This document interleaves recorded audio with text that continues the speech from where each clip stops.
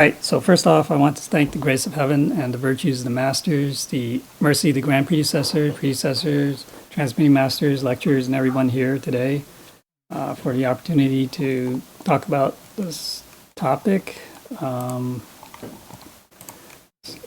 Okay, so we're just continuing from last week.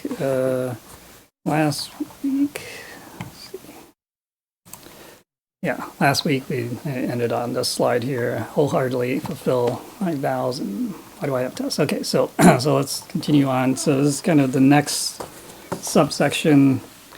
One thought, one ordeal. No thoughts, no ordeal. Okay, so again, this is Holy Teacher's guidance to us. Okay. Although he's kind of talking to staff members and above, but it can apply to everyone, right? So he says, cultivating Tao is to cultivate our heart and mind, right? Have we cultivated our heart and mind?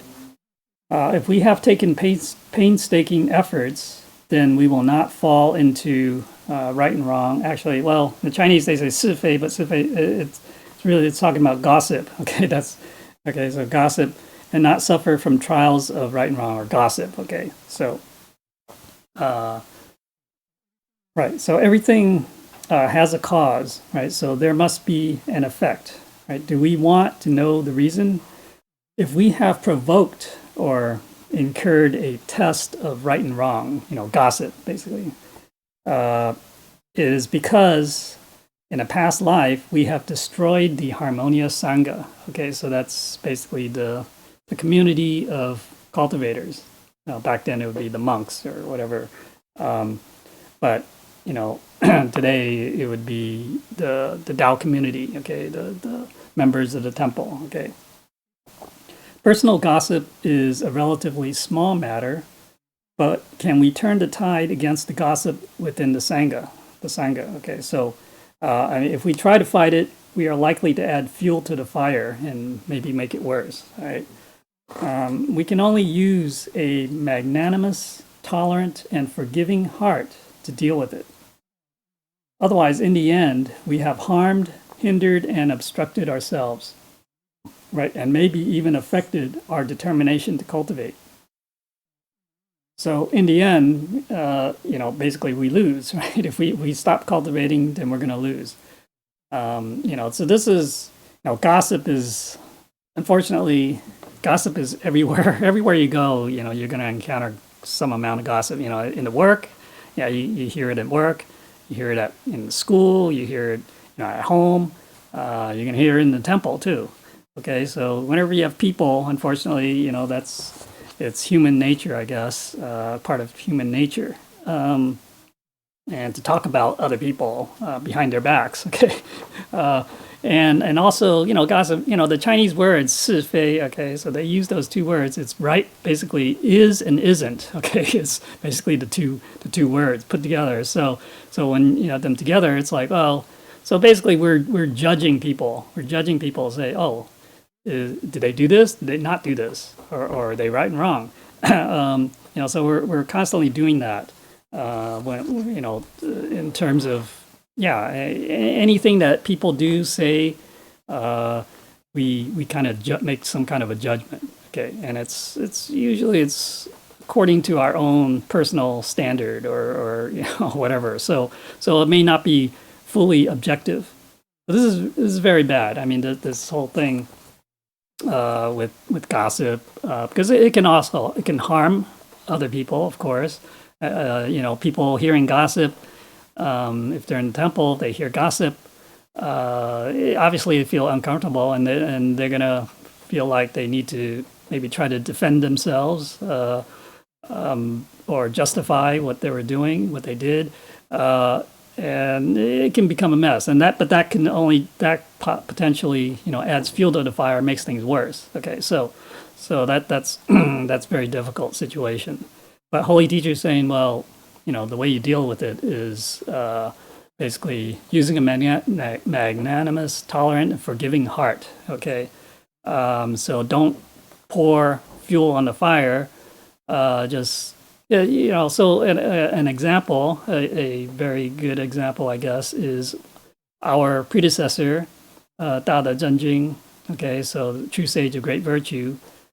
At the time, someone kind of alleged or made the accusation, perhaps, that he kind of wasn't, the bookkeeping, right? We do bookkeeping in the temple for, like donations, whatnot. And he didn't, it wasn't very clean or clear. And so someone made that accusation. And so there, I guess, you can imagine there'd be some gossip going around about that. But he never defended himself. Okay, so he never, say, denied it or, affirmed it or whatever. And only when, and basically because, well, you can say, I mean, he has great virtue. So one day, I don't know, it's probably during maybe some kind of a class, whatever, they had channeling, and Holy Teacher channeled. And Holy Teacher then brought this up and basically defended, you can say defended the honor of our predecessor, Dao De Zhenjing, said that he didn't do this, whatever was, the people were claiming.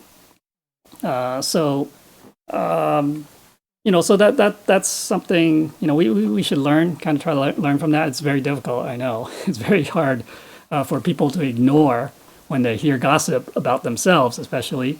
It's hard to ignore that, but we have to learn to just pretend we didn't hear it. As long as we know that we didn't do anything wrong, that we were proper, okay, everything we did was proper, then we should have nothing to fear, okay? And, if then, others, then that shows that we have virtue, right? And others will then come to our defense, okay? So, but anyway, but yeah, we should definitely, what gossip is one of the things that we shouldn't really be spreading in the temple anyways. So that's kind of a reminder for all of us. That's not a good thing. Okay, so because we can definitely, cause someone to leave the temple. Okay, to stop cultivating.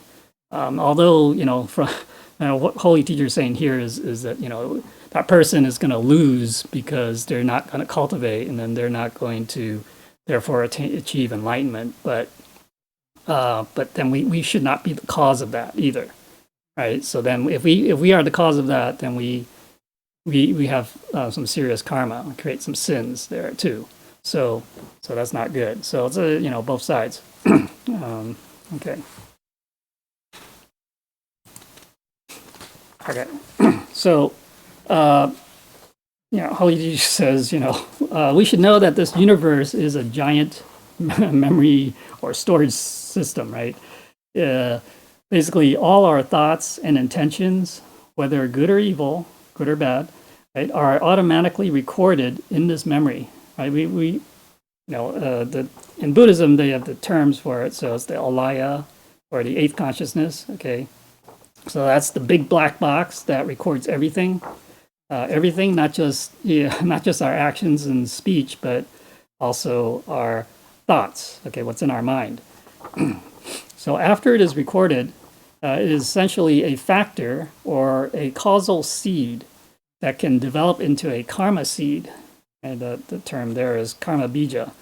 Okay, that develops into the material for life and death, rebirth. Okay. So do we want to plant good karma seeds or bad karma seeds? Holy Teacher wishes that we can transform the path of cultivation into a straight path that is part of and cultivated in our daily life. Okay. Realize that, ultimately we should not create any or plant any karmic seeds, whether good or bad.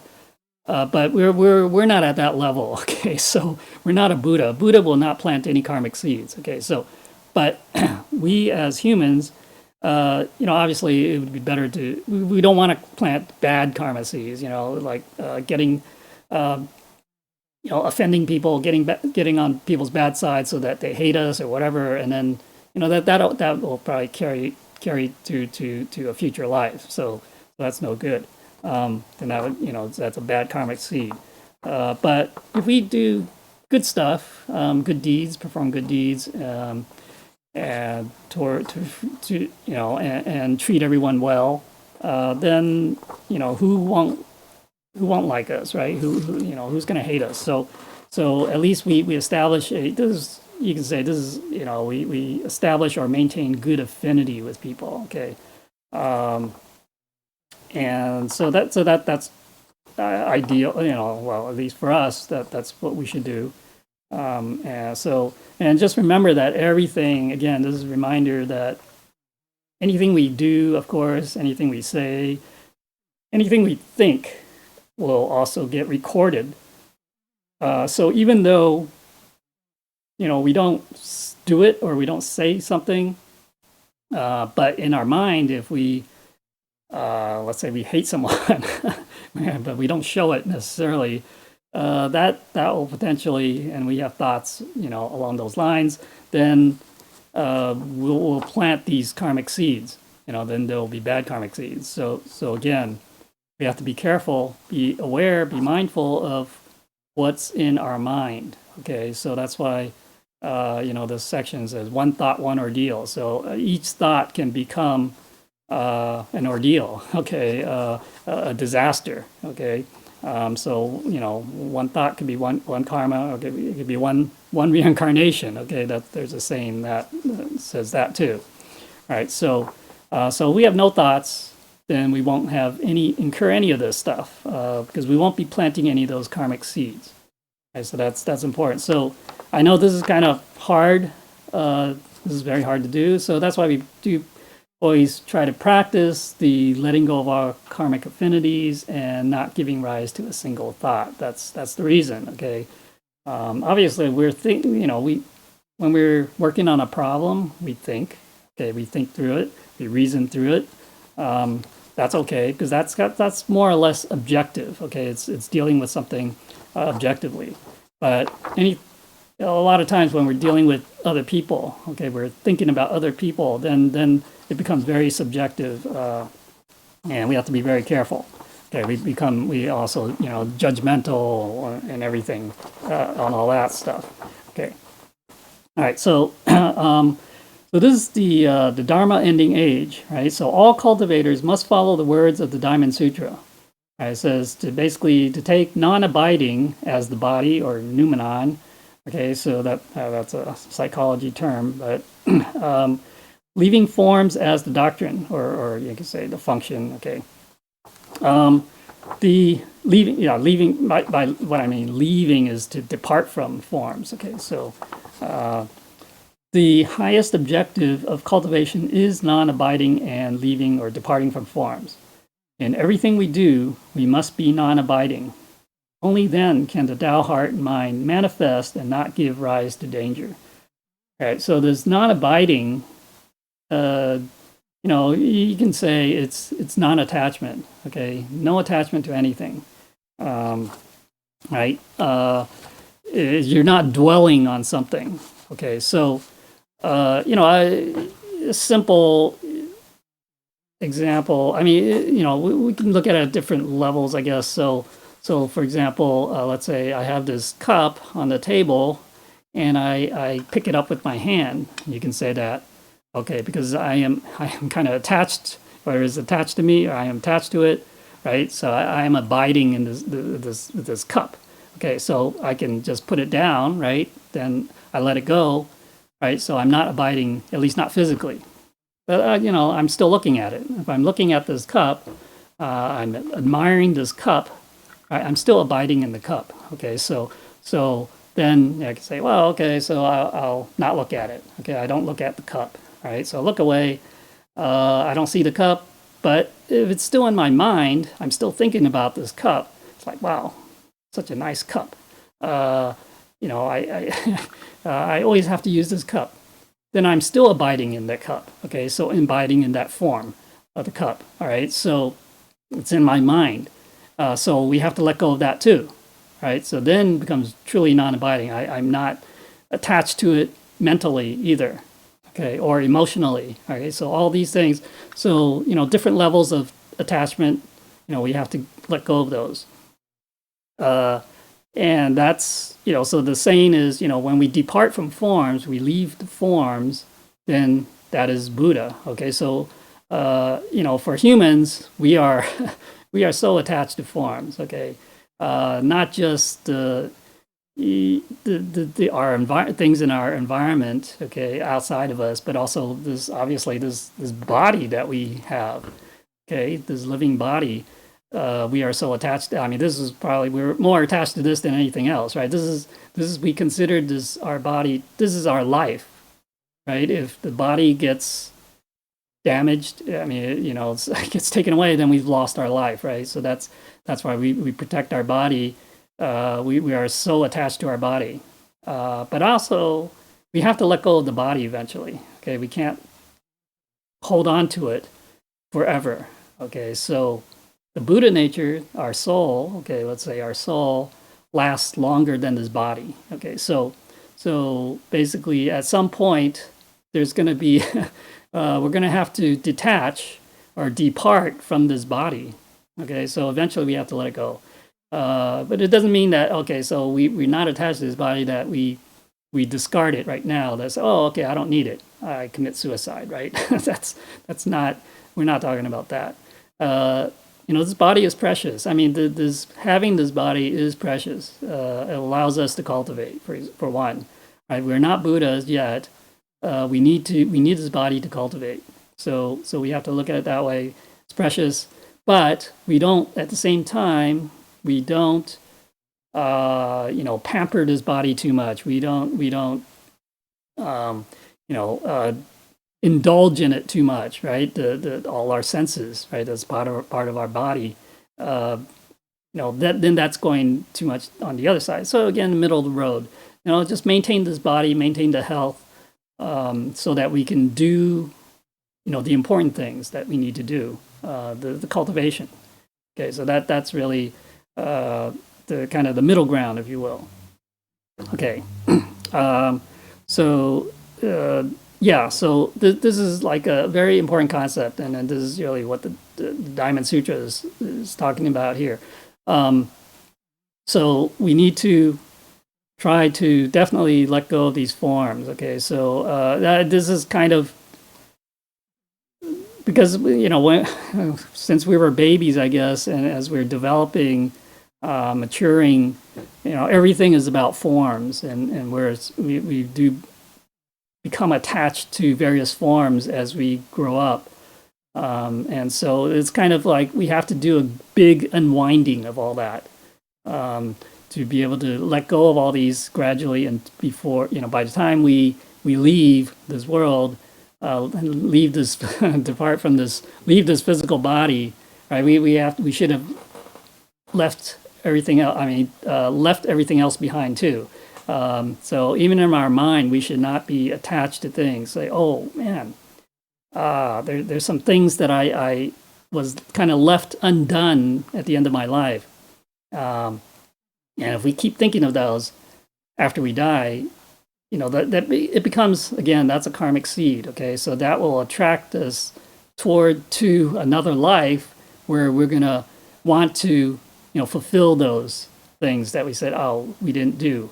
Okay, so very careful, especially at the end of our life, right? We have to be very careful what's in our mind.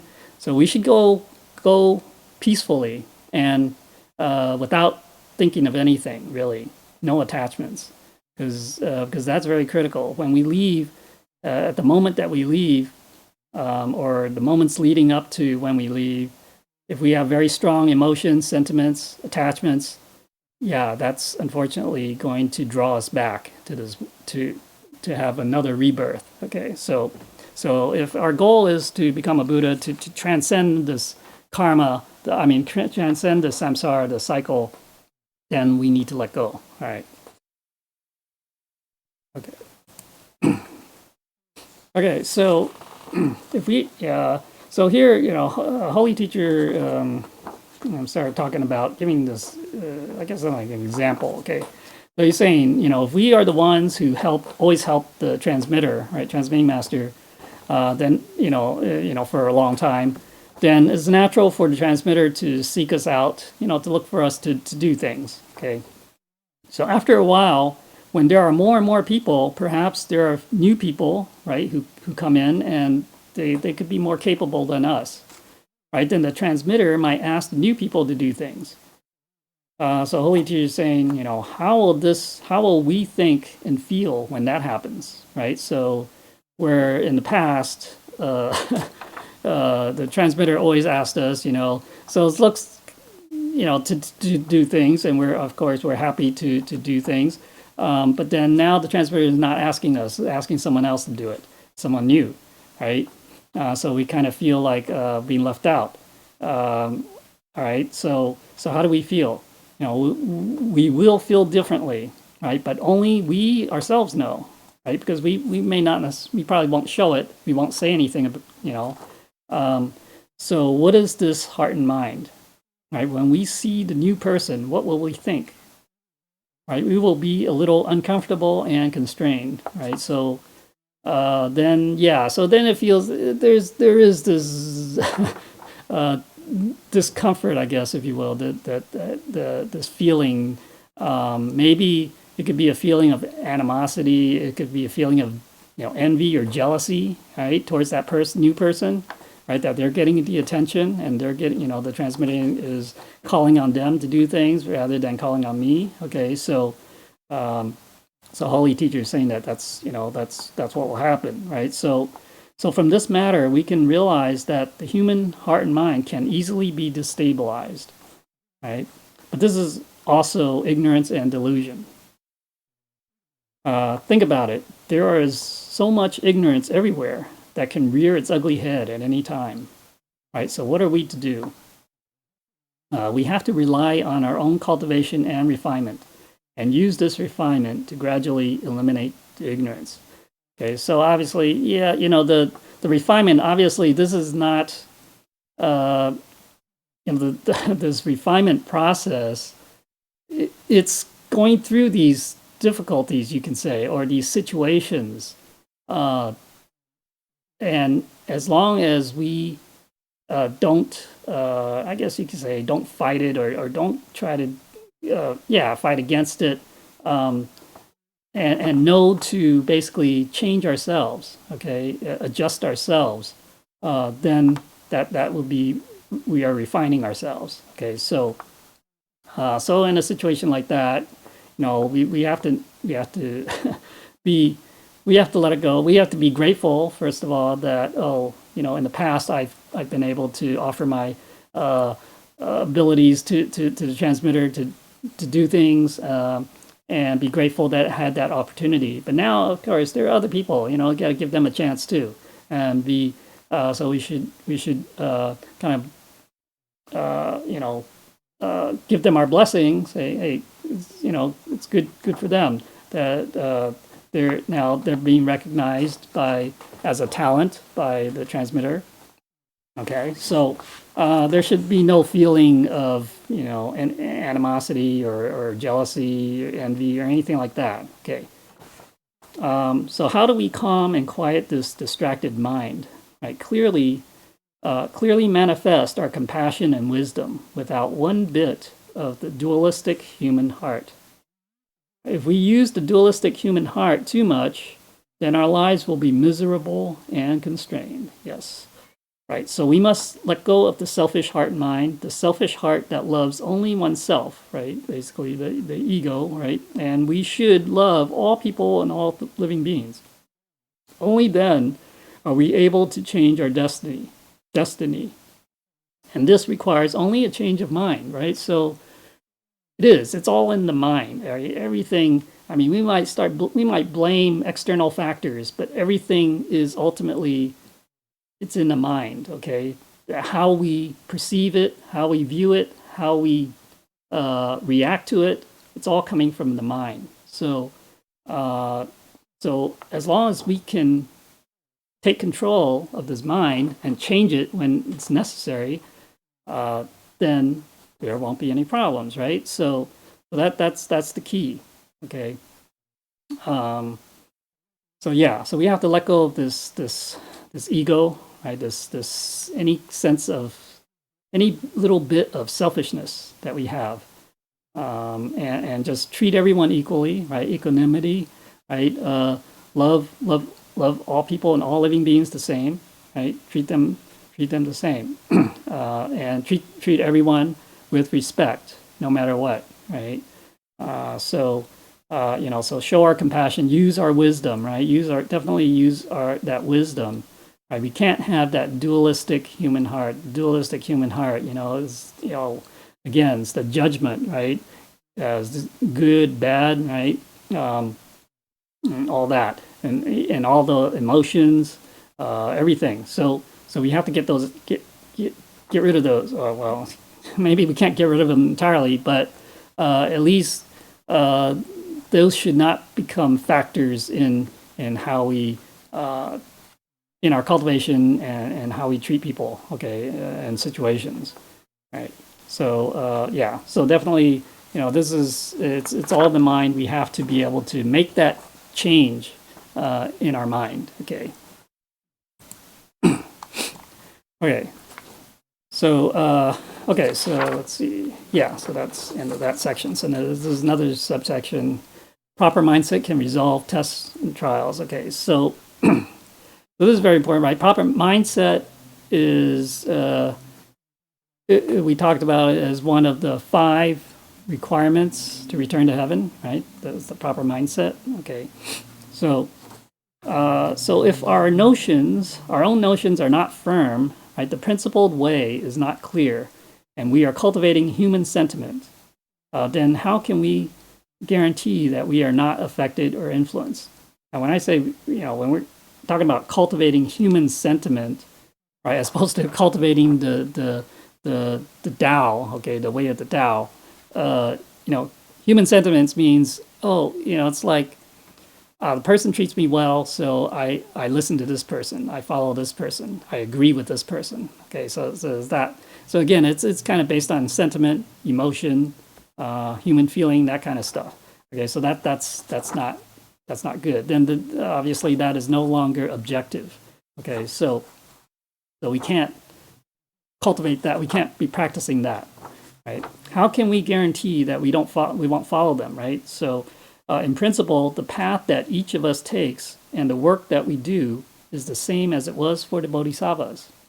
Okay, so the same heaven and earth, the same principles and truth, but the bodhisattvas have already achieved. Okay, so Holy Teacher is asking, are we saying that we cannot achieve? Right, we have planted the good karma seed. Right, therefore, assuming that we continue to cultivate, one day it will bear fruit.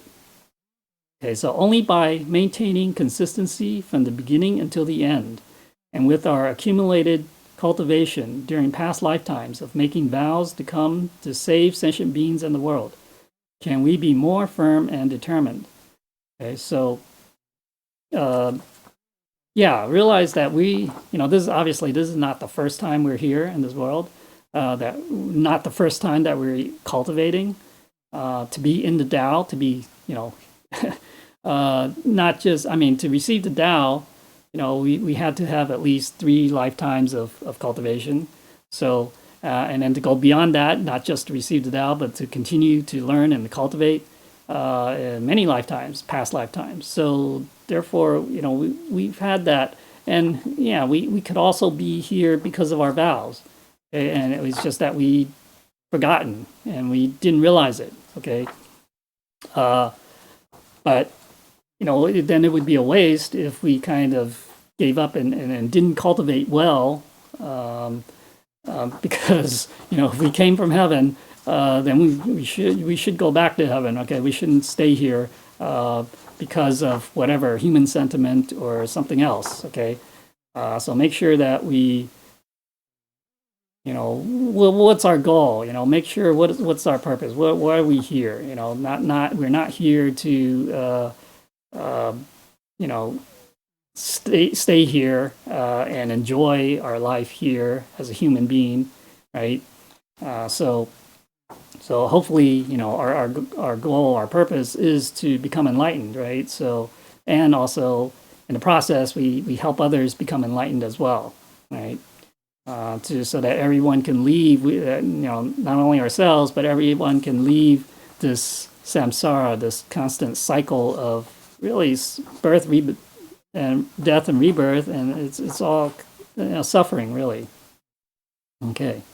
All right, but yeah, and also we have to, maintain a consistency, right, from the beginning to end. Don't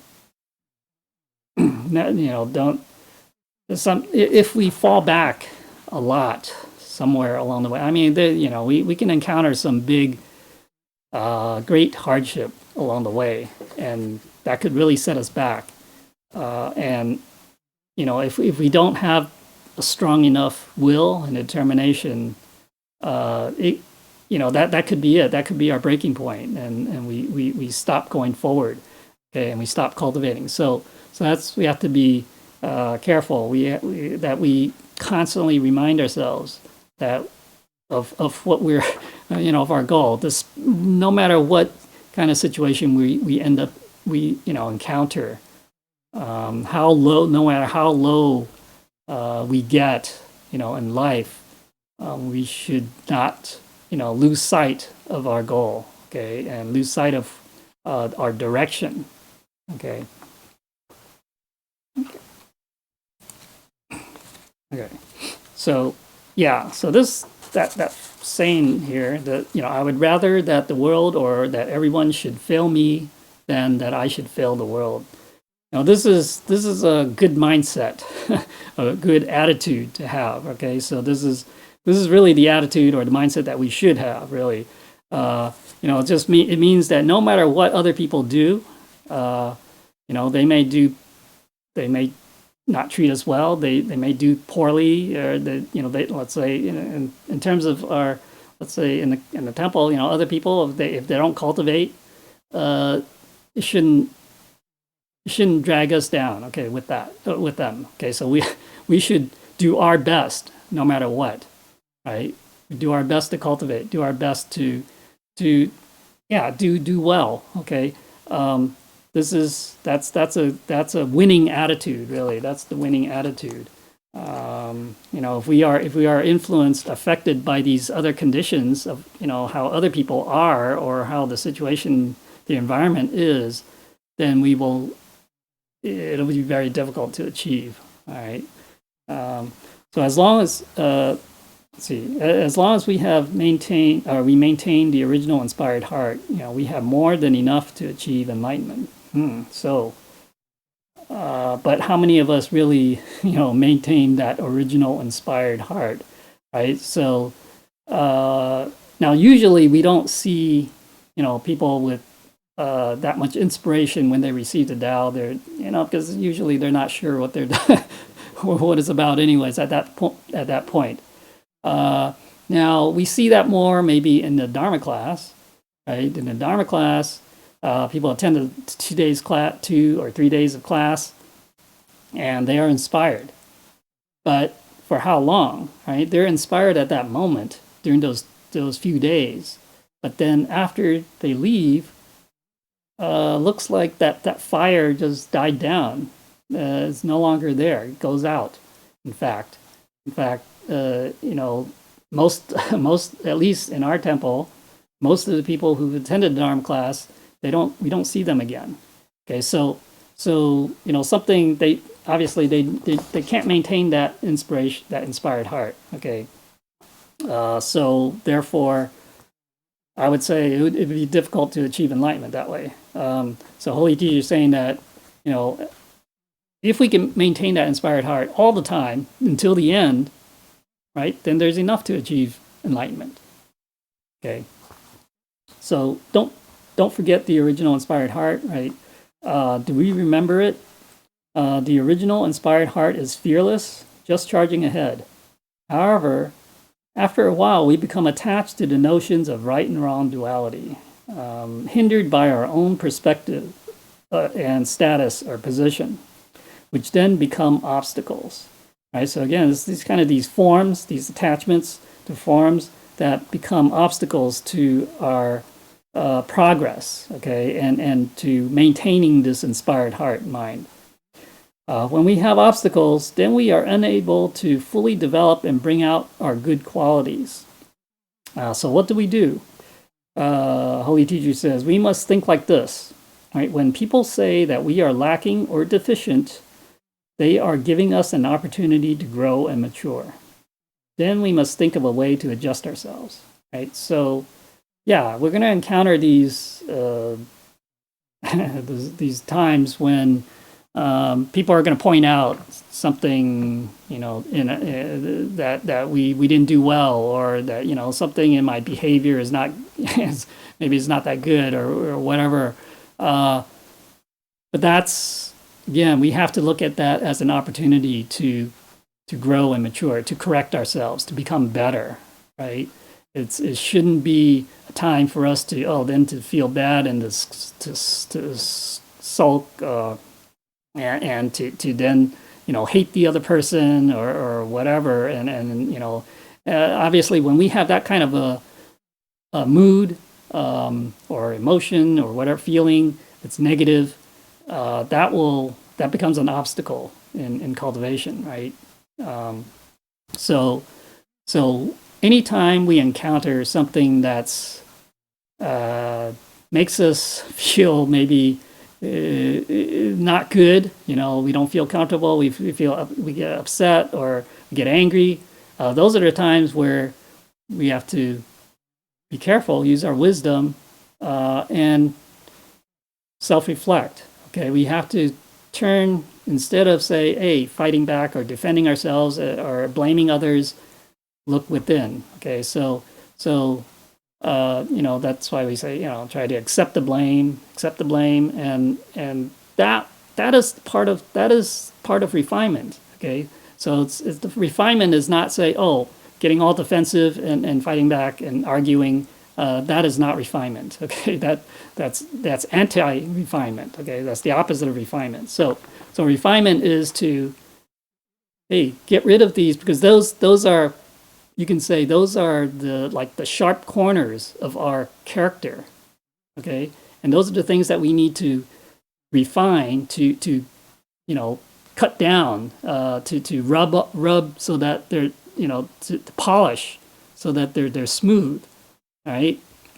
And so that's the only way. That's the only way. So it's not trying to overcome other people. It's overcoming ourselves, overcoming those deficiencies. Those are truly deficiencies within ourselves that we need to overcome, to change. Okay. All right. So, Holy Teacher continues and asks, do we all have our own standpoint or perspective? Right? Holy Teacher knows that we have good intentions, but we should think about it. Now, why is it that we mishandle the matter or situation? Where is the problem? Right? When we are dealing with matters, have we stood in the other person's shoes, right? Looked at it from the other person's or the other side's standpoint or perspective. However, we say, oh, Holy Teacher, I can stand in his shoes, but he is not even a cultivator. He is unreasonable, right? How can I stand in his shoes when he uses false reasoning? So what are we to do then? Are we saying that because they are wrong, that we also rush in the same way, right? And kind of take the wrong view as well, right? If they scold or swear at us, right, then we scold and swear back at them. If they are not principled, then we also become unprincipled, right? Disciples, if they are really unreasonable, then we must be more reasonable and sensible, right? Perhaps they still do not understand after we say a few words. This is a communication or understanding gap that we must first close ourselves. Right? Actually, cultivation is joyful and happy without any vexations, without any worries. Now, why is it that we always use these matters or situations to make trouble for ourselves? And that's, so true. I mean, it's, we shouldn't, basically, we don't stoop to their level. Okay, so if someone is doing or saying, they're not following the principles, they're not being objective, then we shouldn't be the same way, right? But you see this out in the real world a lot, right? Especially like in politics. One side is slinging mud at the other, and then they sling mud back. They stoop to the same level. So that's stupid. I mean, if we're saying that the other person is bad, then we should not become bad ourselves, right? That is, we have to stay. You can say it's kind of like being on the high moral ground, if you will, but being on the principle, okay, on the side of the principle. So we should not, but still maintaining or some kind of sense of harmony and not creating conflict. Okay. Now, Holy Teacher also says here, if we are in a temple or Tao field where the yin, the negative energy is stronger than the positive or yang energy, then we must be very careful, right? What are we nurturing when we cultivate Tao? And the class members respond, righteous energy, right? So Holy Teacher asks, what is righteous energy? Is it pure, positive energy, yang energy, right? Have we achieved it? We should think about it. Why are we attracting so much negative energy? We must be very careful. From beginning to end, Tao cultivation is an individual matter, right? If a hero, some strong and brave person does what a hero should do, then that's a hero. Okay, so if we do not want to take or to be a hero, then we lose the ladder to become a saint. After that, we could fall from grace. Okay, so it's important that we have to do the right thing. Okay, so if we don't do or say the right thing, if nobody steps up to do or say what's needed, right, then potentially, the temple will be in decline, right? As there will be no real hero, no real leadership, right, taking the temple in the right direction. Okay, so we also must work in harmony towards the same goal and maybe even, make sacrifices along the way. But it's important that, although we don't want to argue too much over what's right and wrong, but sometimes we need to voice our concerns. If there are concerns about things, we have to bring things up. We have to, talk about those. And we shouldn't be like, just because, the transmitter said this, and so that's it. So we have to follow. If it's going in the wrong direction, then we need to bring up those concerns. Okay, so so whoever says it doesn't matter, right? That's important. So if we don't do that, we don't have that righteous energy, that righteous spirit, right, to be able to stand up and say, oh, wait, I think, we have to consider this or reconsider this, then this is dangerous. I mean, we might be going maybe inadvertently down the wrong path.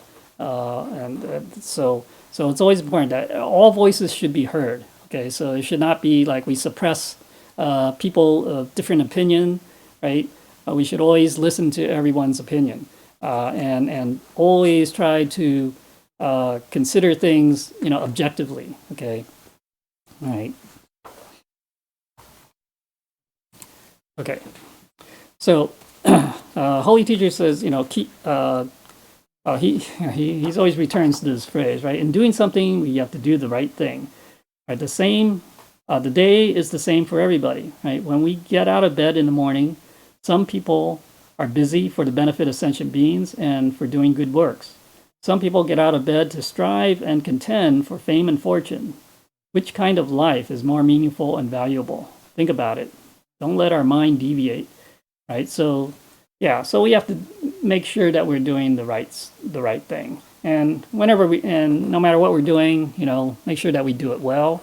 Okay, so that's, putting in our best effort all the time. All right.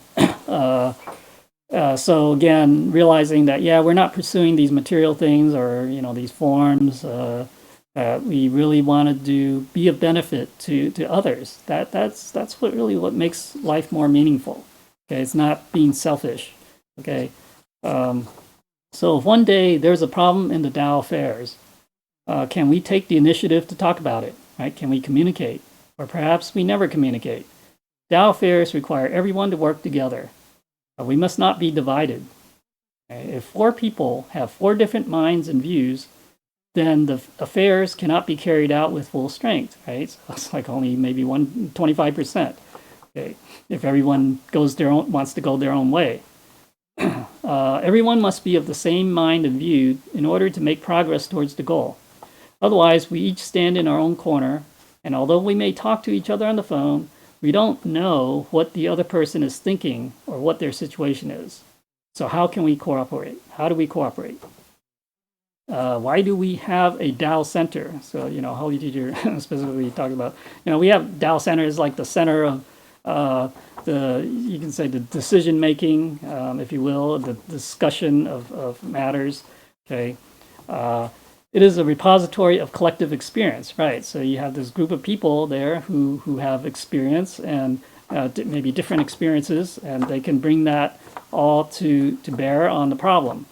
Okay, so there is nothing wrong with a division of labor, but we must be able to keep the overall matter under control. Right? Just because we are responsible for only this or that part, and after a long time we are exhausted and dispirited. I worked so hard, why do I not see the results? How many years have our predecessors, so Holy Teacher says, how many years have our predecessors come to Taiwan to pioneer Tao? And then, how long have we been propagating Tao? Okay, so if it is because of this that we become discouraged and want others to take our place, that is too unreasonable, right? The more difficult it is, the more we need to meet the challenge. Obviously, if we compare to the predecessors, the patriarchs, there's no comparison. Our life, the way how we can cultivate and how we live today is so much easier than it was for them. So every now and then it's good to hear stories about them to kind of remind us of that fact that, we really have it easy. Okay, so, why are we complaining? There's no, we really have no right to complain. Okay. So we should always, so it says, the more difficult it is, the more we need to meet the challenge. Okay, so that's important. That in the face of difficulty, we don't give up. We have to be more determined, right, to continue to kind of get through it, right? Okay, so Holy Teacher asks, where do tests and trials come from? They come from our eyes, ears, nose, tongue, body, and mind, right? So those are the 6 senses. Right? So why is that? When we see with our eyes that people are not doing well, we may lose some faith in Tao. When we hear with our ears that people say bad things, or we say something bad and are criticized, then we may be reluctant to come out and to help and do things. Right? Today, cultivation is our own business, right? So it's an individual matter. Right? If we face a test that results in our not coming out to help anymore, then who loses, right? That's we lose. Okay, so we must know the true principles. If we are unprincipled, then how can we cultivate Tao? Right. So knowing we have to. That's why we have to have a foundation in understanding the principles. What are the right principles, the proper principles, the true principles? Once we have that understanding, then we can be grounded, right? We have this foundation to guide us, and we won't fall into this. We still obviously have to overcome our emotions, our sentiment, feelings, those kind of things, our attachments. But at least, the principles are there, then form that foundation to guide us as to how we can do that, in the direction that we can correct ourselves. Okay. So basically, tests and trials, they come from our senses. They come from how we dealing with things. Okay, it's all in our mind. Right. Okay, so because whoops. Oh. Oh, sorry. That's. Well, that was this slide. Sorry. Okay, but yeah. So again, don't stop. If we stop cultivating because of some kind of test that we don't pass that test, then we become the loser. Okay, so all right. So because every Tao field has the support of heaven's mandate and the aspirations of its members, many talented people can come forth. However, as the Tao field gets bigger, right, there are also more problems of gossip or right and wrong, and the collective karma is also heavier. Okay, so obviously, we all, I guess maybe it's human nature. I mean, we all want, we would think, well, achievement is measured in the size, right? The size of our temple, the size of our Tao field, how many members we have. That's not necessarily the right view. I mean, in and of itself is not the right view. Okay, so because with a bigger temple with more people, you would have more potentially more problems too. Okay, so we have to be, and Holy Teacher mentioned the collective karma, right? So everyone is here together in this temple because of our collective, our affinity, but we also would have a collective, potentially this collective karma that we all are part of that karma of whatever happens. So okay, yeah, we didn't really talk about this in a particular specifically in a class, but collective karma, the more people there are in that collective, that group, the more difficult it is to change that karma. Okay, so that's why, so when you have a huge number of people together, then it's easier for them to fall into that karmic fate that's there. Okay. In the face of impending problems, how do we save others and ourselves? Right, in the future, different practices and sects, sects, okay, sects, emerge in an endless stream, vying for recognition and power. How can we build up a strong spiritual fortress against that, right? So how can we truly grasp the golden thread, right? The golden thread, remember that's we have to maintain our golden thread. If we can encourage people to receive Tao again for the sake of greed to gain merits, is this correct? Right, the founders of the 5 world religions are all trying to save people and the world. We must vary people according to their affinity, right, and must not force them, and do not encourage them to receive Tao again. I mean, if they happen to receive Tao already. Heaven's mandate is not distinguished between past and present. Rather, it is either apparent or hidden. Okay, so a lot of times you hear that, in the 10 Tao, in the Tao temple, we have the transmitting masters, or we have the heaven's mandate, right, to transmit the 3 treasures and all that. And and you will hear also that those religions they've lost the mandate. Okay, but what Holy Teacher is saying here is that actually they also have the mandate, but it's hidden right now. Okay, so it's not apparent like it is in the Tao. Where we can propagate the Tao, the 3 treasures. For them, it's kind of gone hidden. Okay, so in the future, the heaven's mandate within the Tao will also happen to the same way. When we say that the mandate is kind of taken away or whatever, basically that there's no longer, it becomes hidden really, and we can't propagate the Tao anymore. Okay, so it's essentially the same thing. Okay.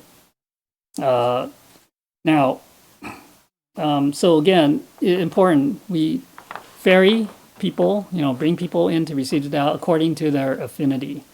So it's not like, these people, they're Christians, they're Muslims, or they're other religions. We must bring them, we must have them receive the Tao. Regardless, no matter what. But no, we can't do that. Okay, they have their affinity with the religion, and holy teacher is not saying that you just grab, pull people in from other religions. If they have the affinity with you, with the introducer, with the Buddhas and saints, then sure, and they have the interest, all those three criteria that they have to meet. That they have the affinity, they have the willingness to make vows, to cultivate, then sure, they can receive the Tao. But we can't like force them or argue with them, say, and all that. And also among the branches or the lineage, of the Tao, right? You have different ones. We shouldn't be, again, pulling people from different temples, trying to, the reason why you might be doing that is like, oh, I want to increase my numbers. But holy Jews, we can't be doing that. Okay, we also talked about this before too, and I think it's the 5 requirements for returning to heaven. We mentioned that. Can't do that, and we can't force them to say, oh, they've already received the Tao before in a different lineage, in a different, basically golden thread, that when they come to us here, that they have to receive the Tao again. Okay, that we have to force them to receive that. We can't do that. Okay, so holy teacher is saying that, once you receive the Tao, as long as it's legitimate. I mean, if they happen to be like in one of those, these sects, okay, these even of the Tao, right? That today I hear from Transmitter Lin that in Texas they have not only the 19th, 20th, but they're already 21st patriarch, okay, in the Tao, but that's not really the true Tao, okay. So we know in the true Tao, the 18th patriarch was the last, okay. So there's no more. So those people, if they happen to have a change of heart and then come back, maybe they would have to receive the Tao, because that's not they didn't have the true mandate to receive the Tao there anyways after the 18th patriarch. But anyways, so there might be a few situations there, but this is holy teachers talking about legitimate Tao lineages where people receive the Tao, and then if they join our temple, then they don't have to receive the Tao again. Okay. All right. Okay, so cultivation should be indefatigable. Okay, so that's untiring, relentless, right? Where we do not retreat or quit, even in the face of attacks and scolding. Right? However, we are too complacent in our peace, happiness, and favorable circumstances. Yep. So when we encounter a little impact, little test, or a little setback, we blame everyone and everything, but cannot admit to our own fate. Okay, what is to admit our own fate? To recognize and accept that this adversity is due to the maturing of accumulated sins and karma from past lives. Okay, so at the time that something happens to us, we meet this test, challenge. I mean, it's there's no one to blame. I mean, again, you can say this is karma. Okay, so that's what holy teacher is saying, that it's coming back and it's kind of matured. Okay, that karmic seed has matured and bore fruit. Okay, so this is not something that we can cultivate for a few days or a few years to resolve. Right? Some people cultivate for a lifetime and still do not resolve their sins and karma. If people did not have karma, then they would not be born as humans. Okay, so and our karma is heavy, but our virtue is light. Okay, so there's there's a saying for the most part that we are here because of our karma. Okay, so now it could also be that we're here because of vows too, but for most people, maybe 99%, it's because of karma, right? So there's no really, we can't really blame anyone. All right, so we have to have that proper mindset to understand, not complain about things, and when we have that right view, then we can we have to self-reflect. Okay, so when working with predecessors, right, they may have deficiencies, or do not follow our wishes, right, then we must first examine ourselves, right, to introspect, to self-reflect, and go along with the affinity. Then the situation will unexpectedly resolve itself. When the hardship or suffering is exhausted or reaches its end, then the good times will come. It is not because of a little hardship that we blame heaven, blame earth, blame predecessors, as if they are all guilty. Okay, so in other words, we have to take it. Okay, so whatever hardship, some difficulties, we have to endure it. And if we do it without complaining, without, basically we just, without having any hard feelings, then, and we still do our best, right? Sometimes it's hard to do our best in those situations when we're feeling it's like, well, this shouldn't be happening, right? This shouldn't be happening to me. Right? So again, this is all the attitude, the mindset, right? If we have the proper mindset, then it will naturally be resolved. Okay, it will be resolved. So basically, we're resolving that karma, and we do it by we can try always try to be appreciative, be grateful, okay, and also repentant. Okay, so if that's our attitude, that's our mindset all the time, then I would say all our karma will be resolved. Okay, and without too much extra, it won't prolong in other words, won't prolong the karma, and so we'll basically see reach the end of that the karma. So that's very important in our attitude, right, and mindset. Okay, so if we do not take responsibility or have endurance during cultivation, then when we make a mistake, we are completely pushed away. A holy teacher hopes that we can take our merits and virtues with us, that predecessors can follow our advice, that people matters can make us more rounded or faultless. Have we thought about the faults and shortcomings of the predecessors as helping to foster and to train us, to let us be more tolerant and magnanimous, so that we can take on greater responsibilities and missions and even take the lead in the future?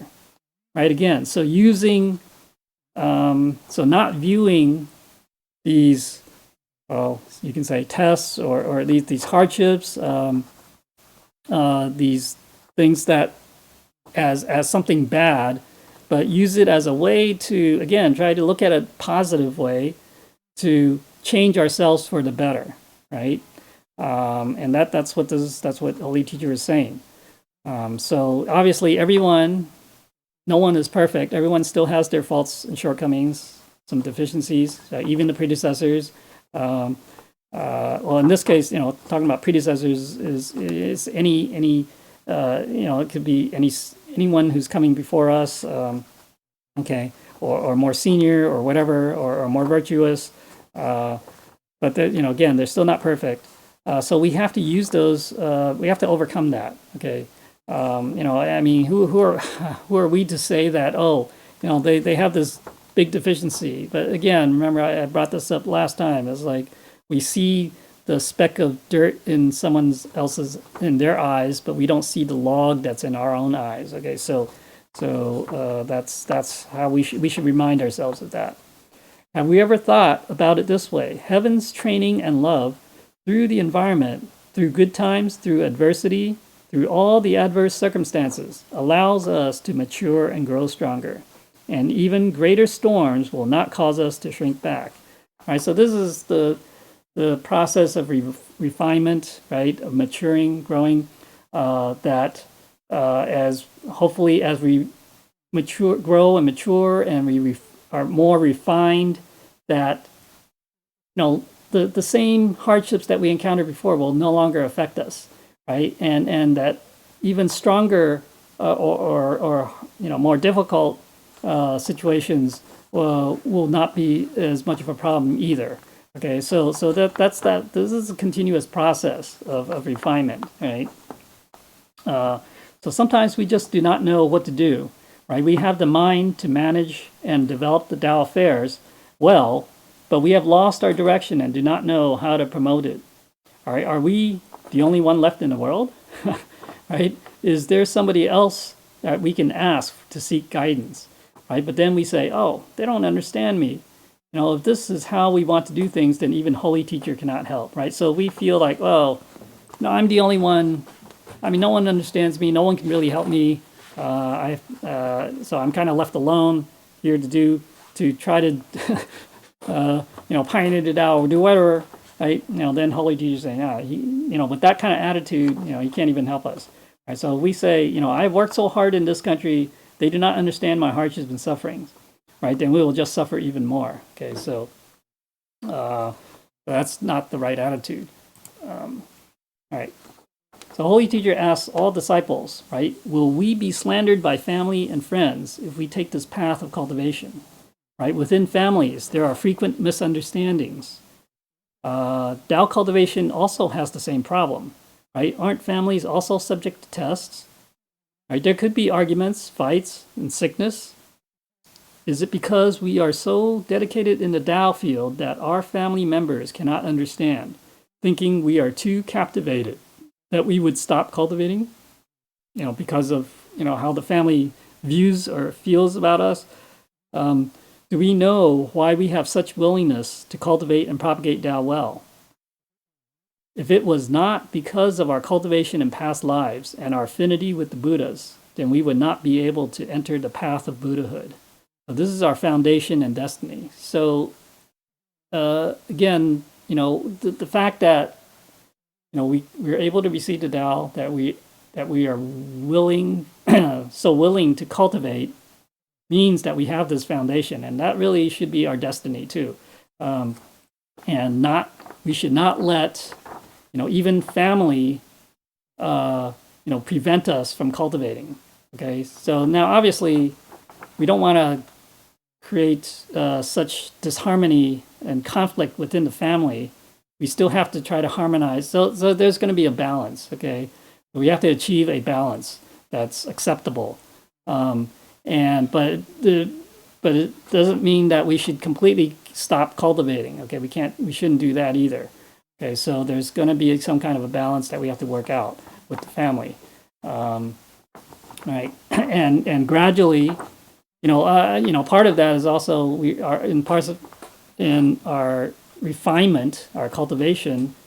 If we improve, right, then the family members can view us. They'll see that change in us. They'll see that we've changed to be much better. We're more harmonious. We're more magnanimous. We're more compassionate. Then they are more likely to let us cultivate. Okay, they're less likely to